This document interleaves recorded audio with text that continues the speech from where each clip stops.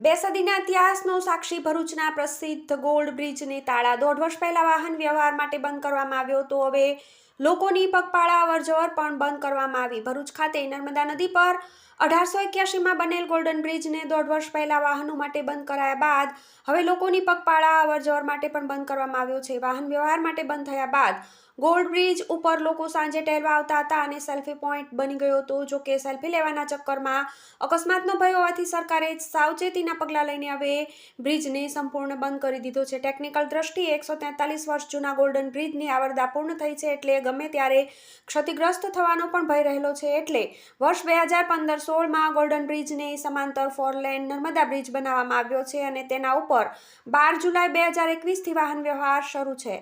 એટલે golden bridge પરથી વાહન વ્યવહાર ઓછો થઈ ગયો હતો. દરમિયાન જુલાઈ 2023માં ગોલ્ડન બ્રિજ ઉપરથી તમામ વાહનો માટે પ્રતિબંધ લગાવી દેવામાં આવ્યો છે.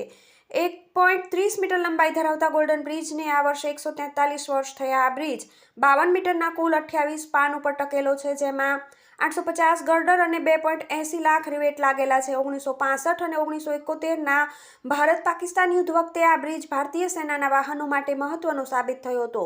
પુલને સોનેરી રંગથી રંગવામાં આવ્યો હતો, એટલે તેનું નામ ગોલ્ડન બ્રિજ પડ્યું હતું. TV18 news, Bharuch.